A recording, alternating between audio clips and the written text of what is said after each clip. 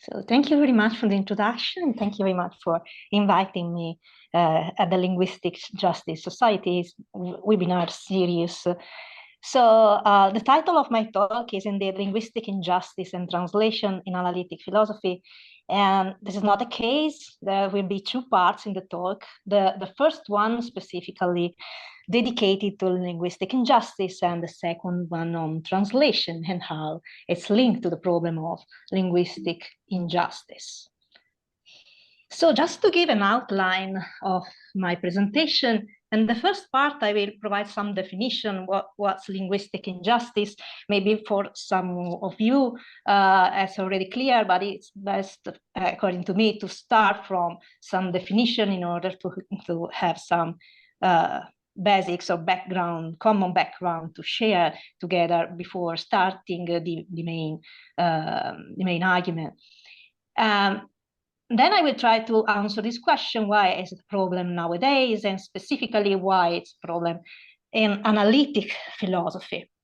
So in the second part, then I will try to show that it's not just a contingent problem in analytic philosophy, so something that is nowadays a problem in this specific field. And I will show that this problem is rooted in the history of the definitions given to the concept of translation in analytic philosophy. And then I will show that nowadays there are some challenges raised in pragmatics, logical pluralism, that make linguistic injustice a central problem for philosophy itself, which requires a necessary return to the theme, to the topic of translation. And then I will try to do some general conclusions. So just to bring my hands forward, in this talk, I'm not against a priori to in English as a lingua franca. I think there's a lot of benefits, nor I'm in favor, or I'm arguing in favor of the end of philosophy or the end of analytic philosophy. That's all questions that have been done in the past to me. So I'm that just to say that I'm just trying to connect the problem of linguistic injustice to the problem as translation. But of course, translation is a polysemous term. And especially in philosophy, it has been treated as a practice, because of course philosophers did in the past, but also today, nowadays, the practice of translation. Translation is also, in this sense, polysemous, because it can be considered as a process and also as a product, translation as a product, the translation of a book. Also, translation is a concept in philosophy, which does not necessarily coincide to the practice of translation. It's a concept, and as a concept, for instance, Quine says that translation starts at home, so it can be applied within the same language, the language itself, and also to other languages, so translation into another language. But in this talk, as you will see, I focus on another conception of translation as a method. And that is the main point of the talk. Translation as a method in analytic philosophy.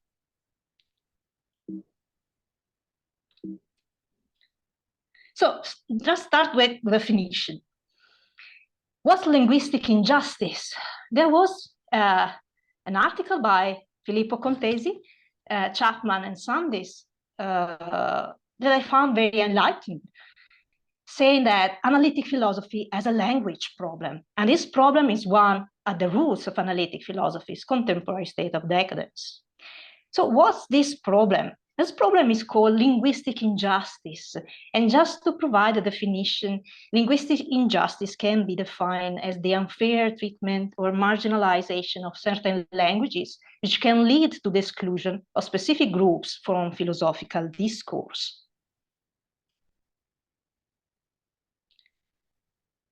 So what about the problem of linguistic injustice in analytic philosophy? So English, as you well know, is a lingua franca in analytic philosophy. But sometimes there's some according to me, some prejudice saying that argumentation in analytic philosophy is more appropriate in English than in any other language. And it's not important, the language, because the specific language is rather concerned the eloquence rather than argumentation. So I think that there's a problem with this assumption. If you can, if you read Fumaroli or The Mask of Eloquence by Leblanc, Simonutti, and other authors, they try to show that philosophers in the past translated their languages into the other languages. For instance, Ficino translated himself into other languages because he thinks that other languages provide new conceptual tools or other way to approach to the same concepts. So it's not just a matter of eloquence, but the eloquence or talking better in a language provides a different epistemic access to the same concepts or to nuances of the concepts applied. So in analytic philosophy tradition, which is the mainstream 20th century philosophy, as Birch defined it, there's a combination of the converging trend of setting English as the standard for scholarly publication across most, if not academic disciplines. And then the idea that there is a superior quality standardly attributed to university and academic institution based in Anglophone countries. These are shared ideas or shared point of view in analytic philosophy. So languages other than English are considered to be less prestigious in analytic philosophy and are often overlooked in philosophical academia, leading to the perpetuation of biases and limiting the diversity of perspectives in philosophical discussions. There's a sort of linguistic imperialism, as Jan Hacking defined it, and this overshadows the contribution that can come from other linguistic cultural contexts, possibly enriching and bringing vital drive to the analytic philosophical debate. So why does linguistic injustice represent a problem nowadays? So first of all, philosophers who are non-native speakers of English may need to spend more time, sometimes also more money, ceteris paribus, to have their paper accepted compared to their native English colleagues. There are linguistic bias and discrimination. I'm just summarizing the main point to make you understand why linguistic injustice represents a problem. The policies for gender and ethnic minorities not always work or might not work for linguistic diversities. And then non-native speakers of English are underrepresented. So the 6% of non-native speakers of English among authors in the 4 most important journals in the analytic tradition is found. These 4 most important journals where research count is 6% is Philosophical Review, the Journal of Philosophy, Nous, and Mind, which is different from the STEM disciplines. So they're something specific when compared to the STEM disciplines. Then they are underquoted. So non-native speakers of English or their papers in another language are quoted in the major journal in the analytic tradition less compared to native speakers of English. I think that an important step against linguistic injustice has been proposed by Barcelona groups, this Barcelona principle for a globally inclusive philosophy that I subscribed in the past. And they try to address the structural inequality between native and non-native speakers. And they provide some suggestion. they try to provide as many scholars as possible globally a fair chance to contribute to development of contemporary philosophy. And they call philosophers to endorse, promote, and apply these principles. And for instance, they propose to evaluate as a rule publications, presentation, proposals, submissions, without giving undue weight to the author linguistic style, fluency, or accent. To collect, to the extent that it is feasible, a statistic about non-native speakers' submissions to journal, presses, conferences, and or to implement self-identification of non-native speaker status.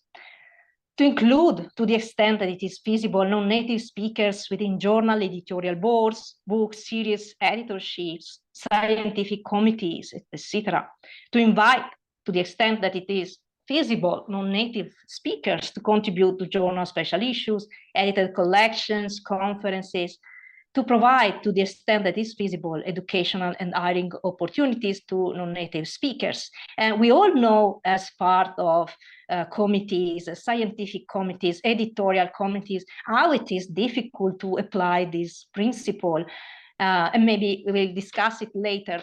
So it was a very important step to put down in words this principle, to try to reach a fair treatment of other languages in the philosophical debate. So there's something specific to philosophy, and especially to analytic philosophy.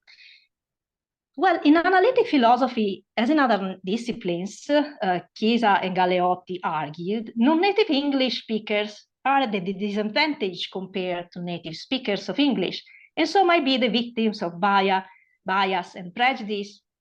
But this does not constitute an instance of proper injustice. So this happened, according to them, also in other disciplines and not just in analytic philosophy. So I will try to say that no, there's something in linguistic injustice specific to philosophy, which differs from other disciplines. So in the case of linguistic injustice, there really is something specific to philosophy, which is not the same for other disciplines. There,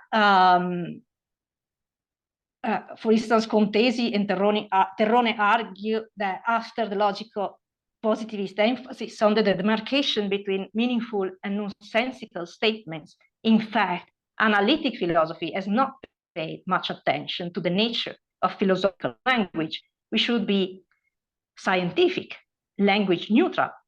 So I will argue showing that this has specific historical roots in the notion of translation, and this is a linguistic prejudice, this presupposed language neutrality.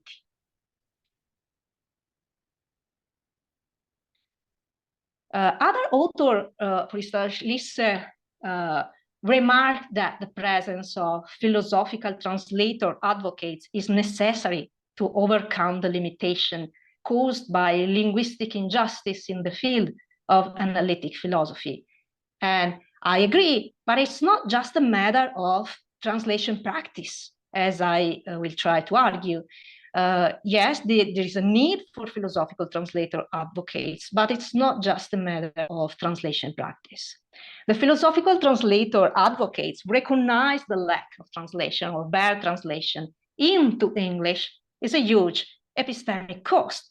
English as a lingua franca is not a negligible linguistic barrier in analytic philosophy, as philosophical concepts themselves are inextricably linked to the language they are encoded in. So I will try to argue, as you will see, that the translation direction should not be univocal. So there is a risk of philosophical monsters. For instance, when English is translated into Italian, there are some problem in the conceptualization. But in the practice, for instance, sottomettere un paper means something like doing a force action against the paper, which is not the case.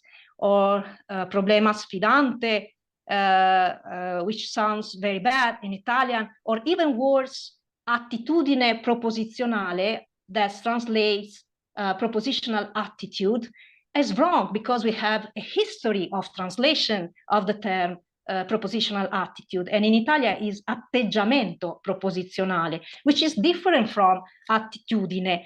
Attitudine means something very, very, very different from atteggiamento, and that's the reasons why propositional attitude has been translated into atteggiamento proposizionale and not attitudine proposizionale. So the translation direction is important. It should not be univocal. And for me, this is maintained not just for natural languages, as I will argue, but also for formalized languages.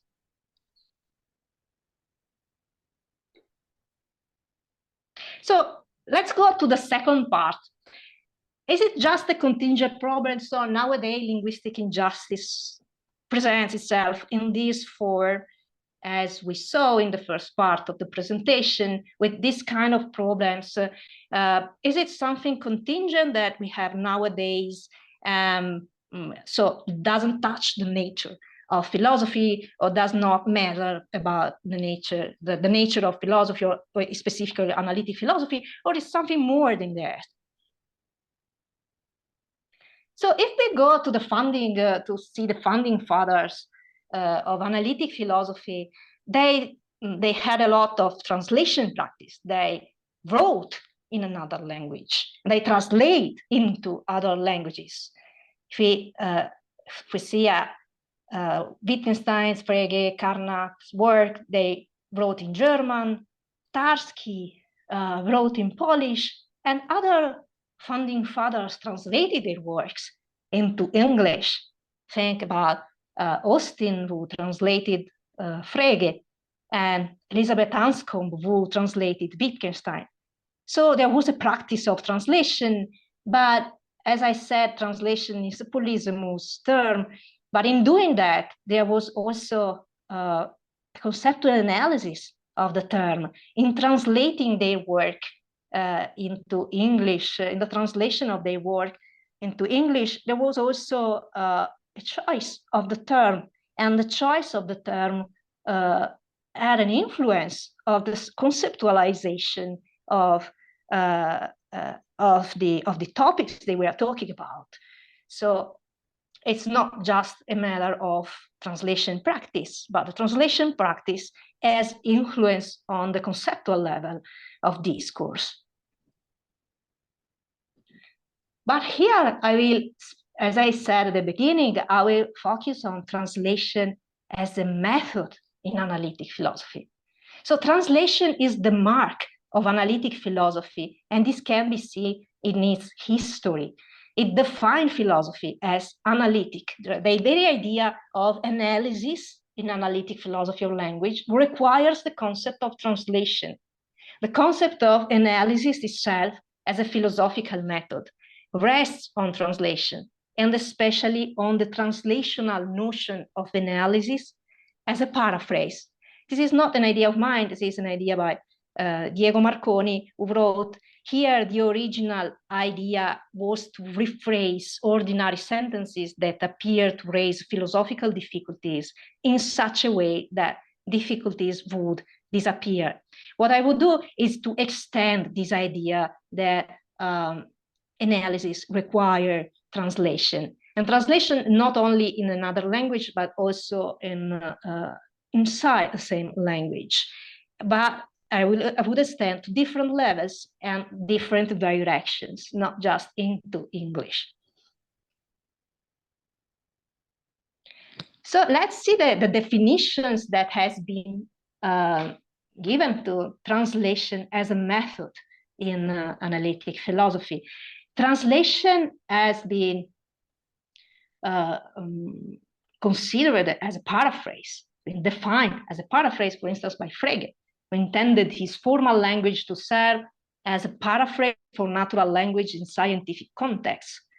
or Russell's analysis of definite description and on the noting should be seen on the same background. He showed that problematic sentences concerning non-existing objects, such as in the case of the sentence, the present King of France is but can be paraphrased into clearer and unambiguous sentences. So Russell is better associated with the notion of analysis as paraphrase, which is treatment of definite description will become a paradigm. So the analysis of Russell, I'm just providing some example, starting from Frege and then Russell. Russell became a paradigm in the history of analytic philosophy on how we can translate natural language into formal language, or we can clarify in translation in the same language to other sentences that are clearer and can solve problems or can be useful for conceptual analysis to or solve problems or to clarify them and transform them in other ones or other problems. So it's the way in which analytic philosophy goes on applying this translational notion of analysis.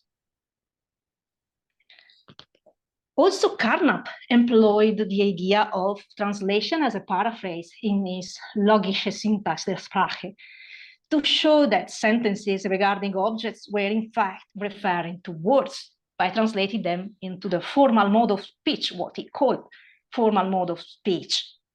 And as remarked by Marconi, it should be added that the model of analysis as paraphrase had not been entirely obliterated in the 30s, 40s, even aside from Carnap's essential contribution, because it lasted even longer than that. The most important innovation came later with Montague, the regularization of paraphrase in formal semantics. So, of course, there were some limitations, and that's why I would try to propose a strengthened version of this idea of translation as a method. And Frege himself pointed out this limitation, says that in his view, the translation should be at the level of ideas.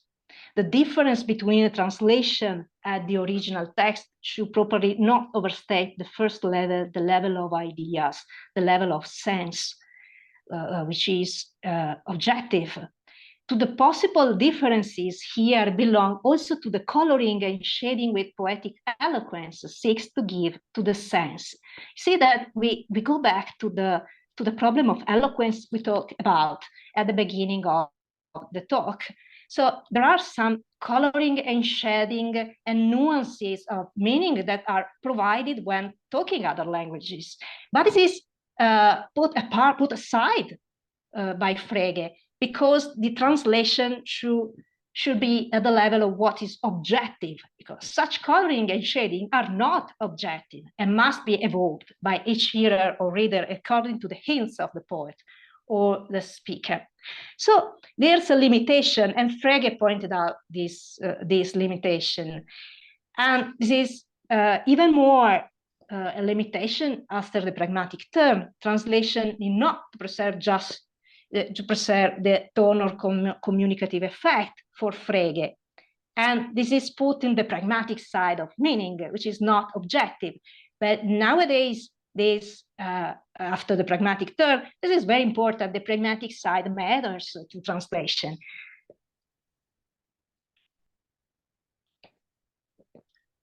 Another definition of translation used as a method as translation as calculus. And this is in particular, not just with Carnap, but also with Wittgenstein and the Tractatus. So in this perspective, translation is a calculus that does not require any interpretive effort, and like any calculation, it is a completely reversible operation.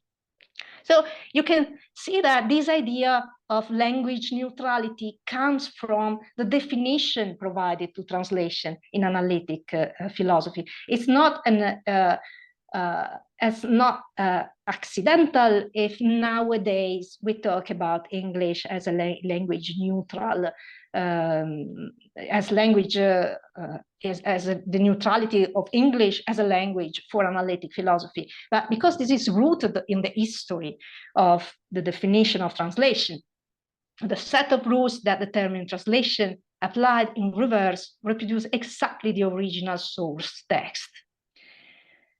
Well, while Carnap concluded that translation is a calculus that occurs against the backdrop of a third language, Wittgenstein's in the Tractatus ensure that translation is a calculus if languages are isomorphic to the word.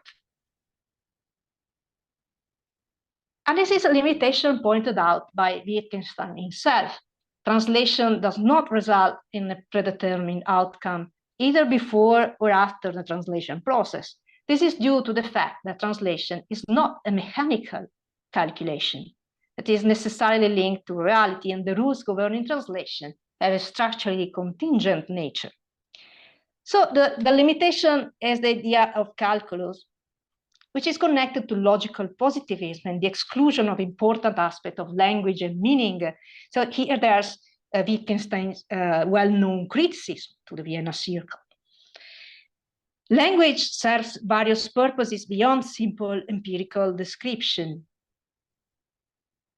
This is clear in the philosophical investigation. Translation is no more seen as a calculus, but there's another idea of translation as a method. Translation is a language game. The concept of grammar becomes central because language games are no longer conceived as a set of symbols, as in formalized languages of natural sciences, but rather as an activity based on a form of life. Just to provide an example of this point, in the philosophical investigation, Wittgenstein wrote that consider the variety of language games in the following examples and in others, and it provides a list of language, of kind of language games, so giving orders, acting on them. But he also wrote translating from one language into another. Also translating from one language into another is a language game. Then asking, thanking, cursing, reading, paying. It is interesting to compare the diversity of the tools of language and other ways they are used. The diversity of kind of word and sentence with what logicians have said about the structure of language. This includes the author of the Tractatus Logico-Philosophicus, so himself. So he criticized the idea of translation as a calculus he embraced in the Tractatus.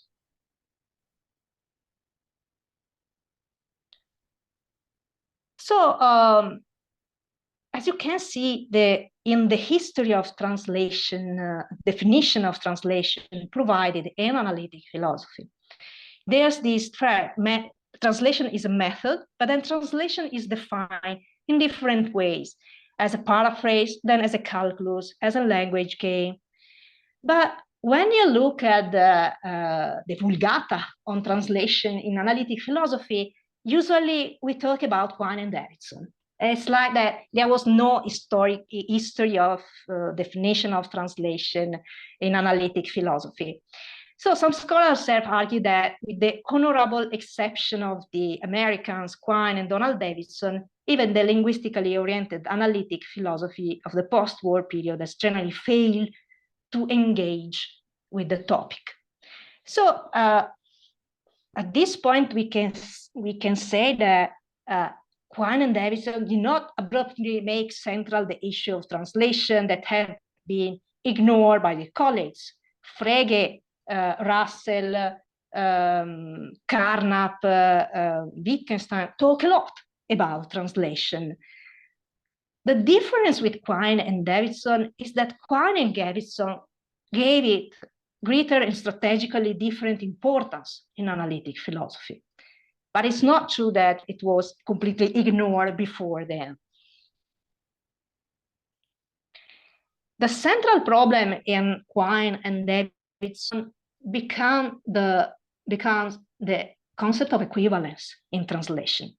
So in Quinean thesis of indeterminacy of translation says that in countless places, translation manuals will diverge in giving as the respective translations of a sentence of the one language, sentences of the other language we stand to each other in no plausible sort of equivalence relation, whoever lose the firm and direct links of a sentence with non-verbal stimulation, of course, the less drastically its translation can diverge from one another, from manual to manual. So the problem here is that there's this dramatic untranslatability. There's no sort of equivalence relation between sentences from one language into another. And it is a huge problem. They, in that period, Quine tried to eliminate the notion of meaning itself. After Quine, Davidson provide a different theory, the Davidsonian theory of interpretation. There's at the basis of the theory a kind of equivalence, the Tarskian equivalence for formalized language, which is restricted to the standard first-order quantification theory as a unique resource for his theory. But then Davidson himself wrote that maybe the Tarskian equivalence was just one way to achieve equivalence there, and that should not have restrict to standard first-order quantification theory, his theory. I was long convinced that many alternative approaches to semantics, employing, for example, modal logic, possible word semantics, or substitutional quantification, could not be accommodated in a theory that met the demands of convention T. I now know this was hasty. Convention T does not settle as much as I thought, and more possibilities for interesting theorizing are open than I had realized. So I think that nowadays this is recognized as a limitation, as a huge limitation. We have a lot of other logics that first order quantification theory, and this matters to translation because the kinds of logics, and to translate different kinds of logic between them as very important. It's a vital drive force to analytic translation that we should not overlook. So one of the main problem at that time was the discussion of the conceptual scheme. In the case of Davidson, there's no Quinian dogma of conceptual scheme connected to a specific language, but they're just a general principle of charity as a condition of possibility for interpretation.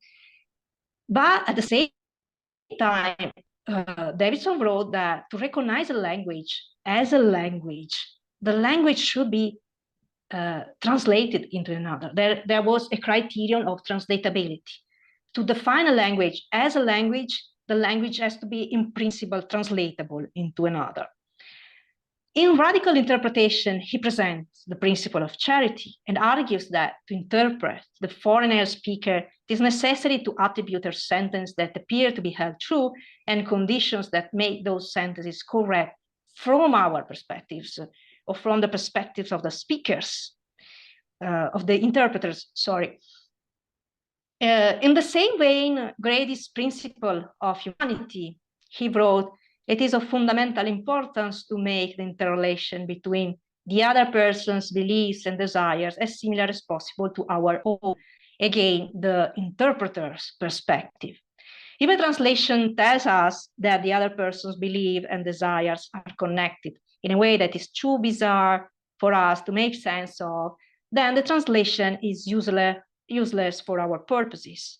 So we have, as a thematic constraint on translation, the condition that the implanted pattern of relations among beliefs, desires, and the world be as similar to our own as possible.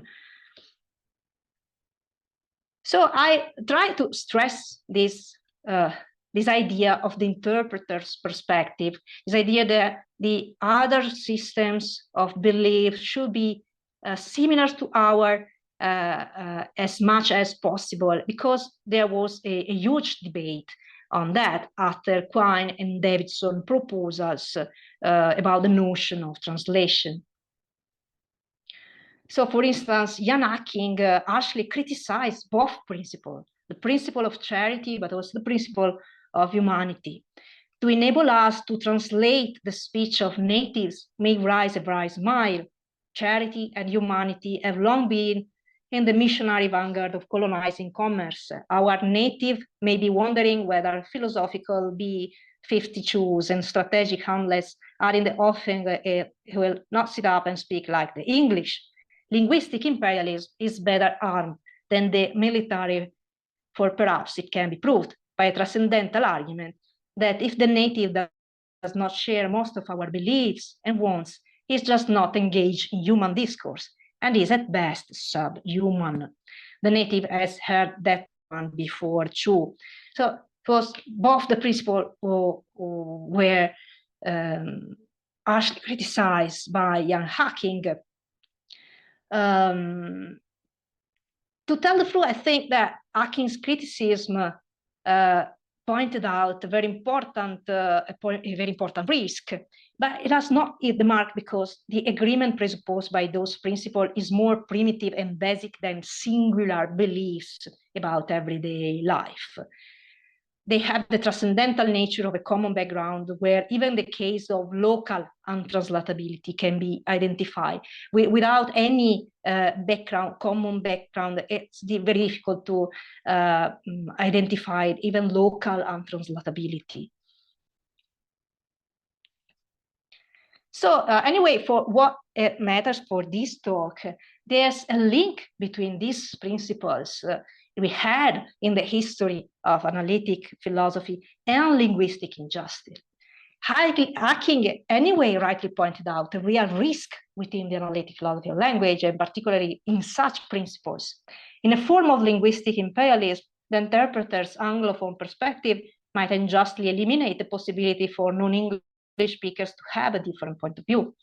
And indeed, Hacking emphasized how our understanding of the world, our scientific concepts are influenced by specific historical, cultural, social factors that should not be overshadowed by a single predominant system of values. So anyway, it's very important for linguistic injustice, the point made by Hacking at that time. As post-colonial studies as well pointed out, you can see a reconstruction by Susan Bassnest, but it was more or less in the same period of time, that translation might precisely highlight this imbalanced power of dynamics between culture.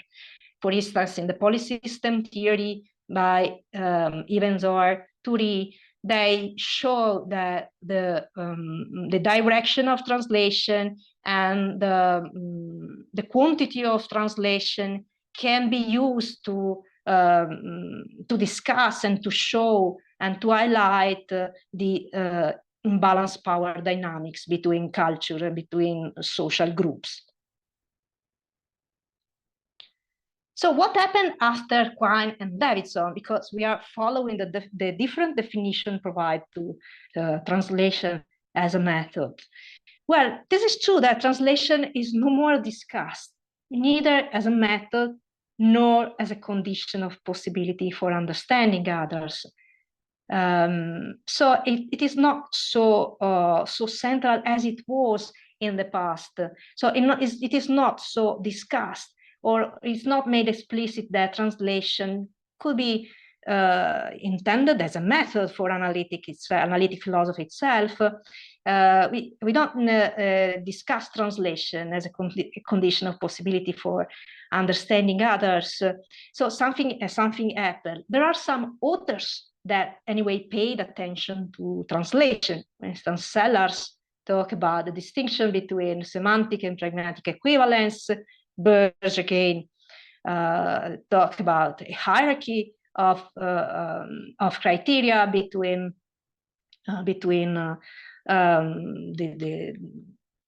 the global or most important part of translation, and then specific and local untranslatability. Also, Kripke, we will see, and Grice talk about translation, but it's more specific to, it's more confined to specific part of specific paper. It's not like in the past, a method used as a method. It's not like in the past used as used to discuss the conditional possibility for understanding others. So it remains confined into single part of single papers and not bring to the attention of the scholars. Maybe it is just taken for granted that the idea of this translational notion of analysis in analytic translation, and this no more bring to the attention of the scholars. However, challenges coming from philosophy of language, and I will see pragmatics in particular, and then I think logical pluralism, some challenges coming from these two areas, maybe also from others, but as a scholar since philosophy of language, I pay attention more to these two areas, to the areas of studies. They show that the analytic philosophy itself still needs translation into other languages to find new vital force, new challenging problems, and or resolve the oldest ones. So let's take the first one, pragmatics. Kripke in this paper that I mentioned at a certain point said that talking about it's a very well known paper where Kripke talked about the difference between the referential and attributive use of the definite description, and he said that it's based on the speaker's meaning and not on the word's meaning. I said also that we should not expect to find another language having different words for different uses of definite description. So he mentioned translation, saying that in the case of homonymous term, as for instance, bank, this is specific to English, and we should not expect to, polysemous term, we should not expect to find in another language different words. For instance, in the case of referential attributive use, should not expect to find the different translation of the article in another language, while other as bank, homonymous, and also polysemous, for instance, in Italian, nipote, we should find other words, other alternative translation in another language because they are accidental. Well, a strengthened version of Kripke's translation test was proposed by Voltolini. So the idea is that when it's up to the speaker's meaning, as in the case of the rational, the referential, and the attributive use of definite description in Kripke, we should not find alternative translations into another language because it's implicit. It's not part of the encoded meaning. It's up to the speaker's meaning. But when it's up to the meaning of the words, there we should expect to find alternative in translations. As for instance, in the case of bank, which could be translated into Italia with banca and riva del fiume. So we can expect to find alternative translation into another language because the fact that bank is homonymous is just accidental. So in the strengthened version of this translation test, Voltolini proposed that any linguistic phenomenon in the original text is generally semantic if it can be solved through translation. So we can have an alternative translation that solves the problem, forcing the translator to choose between two different senses in the words of another language. We should not find the same when it's up to the speaker's meaning. But as I would like to argue, maybe Kripke had English in mind when he wrote this about the translation test, because there are languages that distinguish between different types of definiteness using different articles.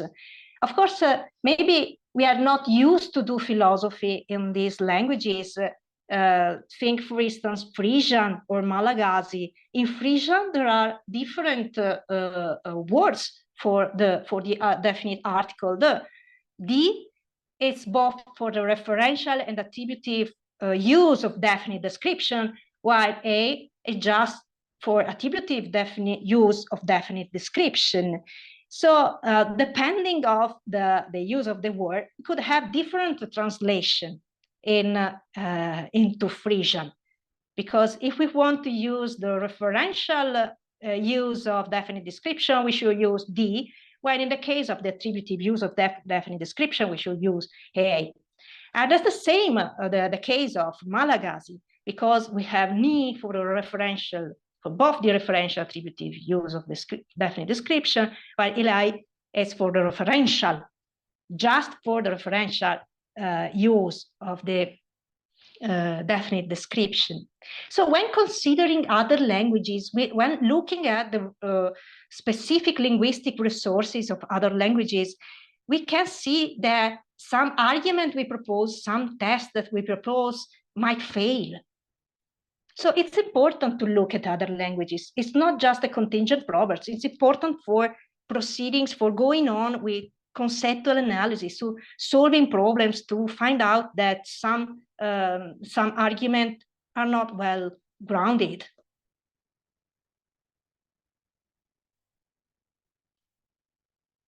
So these examples show that languages can use different lexical resources to enrich meaning in translation, offering interpretive possibilities that make meaning explicit in the target language.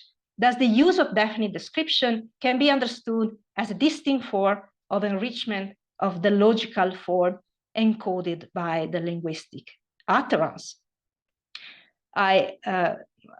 For more details, you can look at the work by Rochota, especially for for example, in African languages, there's really a lot of richness in the way they encoded the definite description. We even don't imagine. So there are also intercultural examples that can highlight different alternatives to translation, not just for the semantic part of meaning, but also of for what we consider the implicit part of meaning, especially the particularized implicature, which might need lexical adjustment in translation to be maintained. Look at this example. Imagine a conversation where the person A say or ask to person B, is it superstition talking about a friend of them? And B answer, he never leaves home on Friday the 13th. So it's not true that because it's up to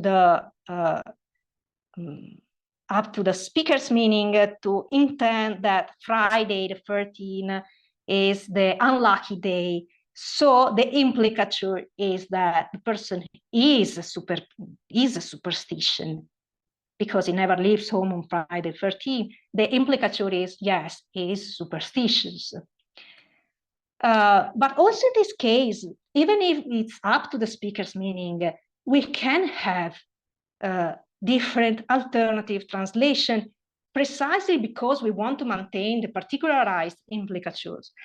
If we translate into Italian, preserving the meaning of the sentence, non esce mai di casa il venerdì 13, or in Spanish, nunca sale de casa el viernes 13, we don't maintain the implicature because venerdì 13 and viernes 13 is not the unlucky days in those languages and cultures.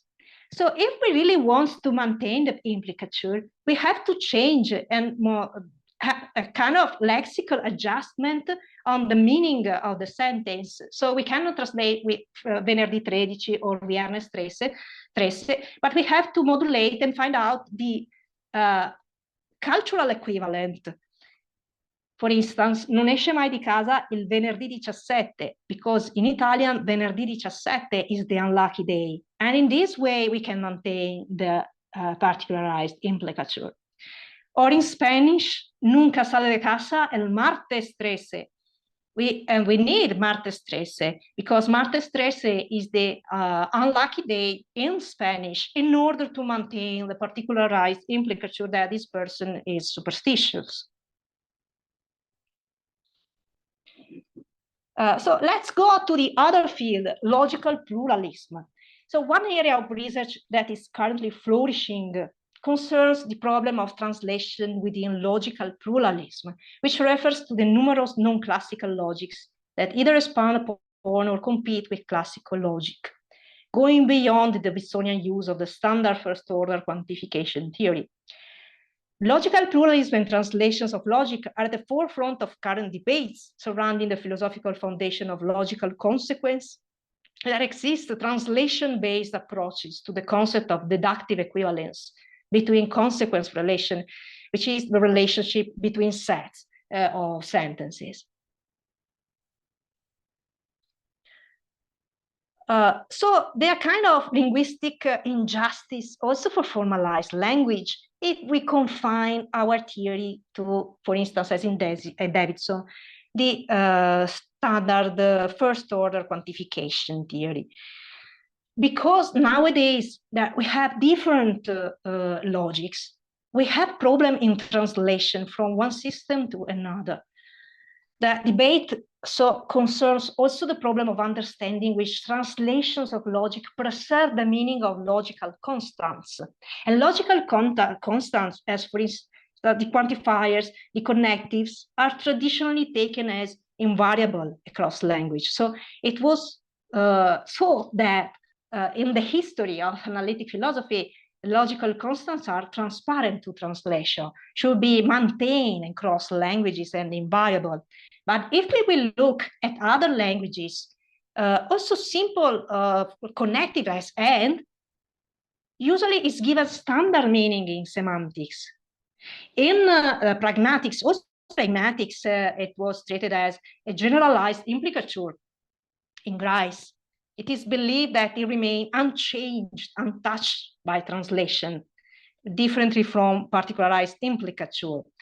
So for generalized implicature, as for instance, Giada ha avuto un bambino e si è sposata, Giada had a baby and got married, or Giada ha tenido un niño y se ha casado, Giada a eu un bébé et s'est marié. There's a temporal reading. Giada had a baby first and then got married, which is a generalized implicature. So even in pragmatics, it was taken for granted that the reading of the connectives is transparent to translation, and then the rest is implied as a generalized implicature. But if we will look at other languages, as soon as one looks to other languages, even from closely related languages like Latin, in Latin there are different connectives, atque translating and it becomes evident that it does not remain unchanged in either sense, but rather a lexical modulation is required. So just to go to the conclusion, we look at the beginning at the problem in general, and then the problem in analytic philosophy, and especially in analytic philosophy, and the history of translation as a method provided in analytic philosophy. And then we focus on two areas in pragmatics, the importance of translation nowadays in pragmatics and logical pluralism. So in this broader sense, linguistic injustice can be the cause of decadence for analytic philosophy.